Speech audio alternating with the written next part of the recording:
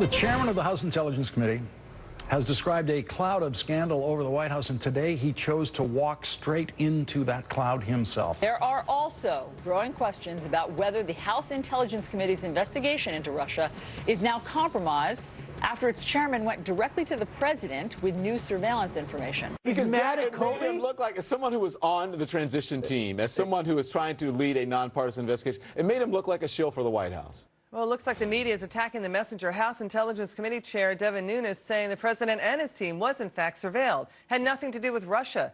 The media only focused on hammering Nunes for spilling the beans to the White House ahead of time, ahead of Congress. It reminds my next guest of how some covered this story when President Trump first tweeted about wiretaps. This is not funny. This is really bad.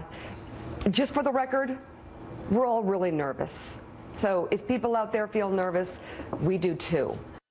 All right, you can't, undercut somebody for their passion they feel about something. But here's the story. The media is hammering Trump for that reckless tweet.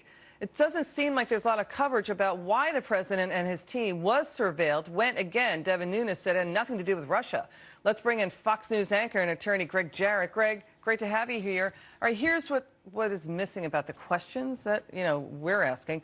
Was the Obama administration using the cover of legitimate surveillance on foreign targets to spy on the Trump team and the president? And that's an important question, the answer to which we don't have. Look, there's a lot of quibbling about the terminology here, the semantics. Was it wiretapping in the old conventional archaic sense? Well, nobody splices the green and blue wire anymore. It's done with electronic eavesdropping, high-tech surveillance. But surveillance is surveillance, and we do know that Trump associates were surveilled.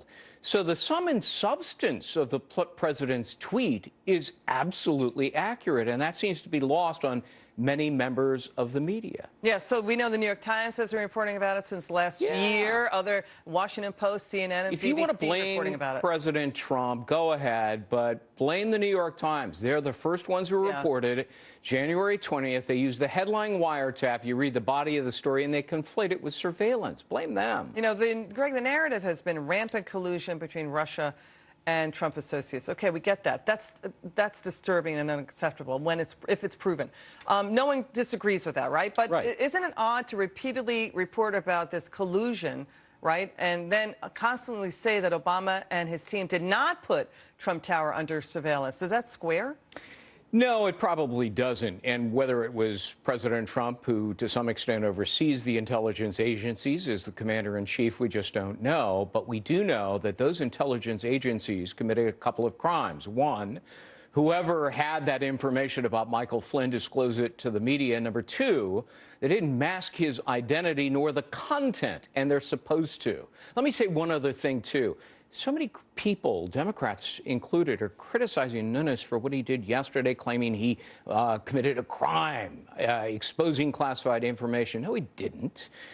Disclosing the existence of surveillance and the use of FISA is not the same as disclosing the content of classified information. It is not a crime, even though Adam Schiff seems to think it may be. Well, they're mad that he, there's criticism that he went to the White House with that information. So what? Right? What's the big deal? The intelligence committees go to another guy, the commander-in-chief, who has classified security, the highest level of security clearance, to talk about a matter of national security interest. What's the big deal? Again, the probe started last July, as Comey said. There was surveillance reported about the Trump administration. It was reported last year. Loretta Lynch signed off on widespread dissemination. And then we had Sean Spicer reacting to journalists today at the press briefing just moments ago. Let's take a listen. I like your thoughts. There seems to be this obsession with the process. How did he get here? When did he go? What was the reaction? At some point, there should be a concern about the substance. That's a very serious revelation that he's made about what happened during the 26th election with respect to our side and some of the things that happened. And at some point, I would implore, urge, beg some of you to use some of your investigative skills to look into what actually did happen. Why did it happen? What was going on back there? Who knew what when? But I think that there should be a similar concern, as opposed to figuring out whether he took a skateboard or a car here, to exactly what happened and why it happened. And the reality is that whether he briefed us first or he briefed the Democratic members, and that's up to him to decide. The substance of what he shared should be troubling to everybody. Yeah, he's saying that what Nunes shared had nothing to do with the Russia probe, that the spying on them had nothing to do with the Russia probe. And Nunes intimated as much when he suggested that some of the conversations that were collected, legally or not, we just don't know. I heard Larry Klayman's comment on that. But the focus seems to be lost on the violations that occurred here. And I come back to Michael Flynn once again. I mean, here's a guy who was treated poorly by the intelligence community when they leaked his name and they leaked the conversation. Of course, he's having a conversation with Kislyak.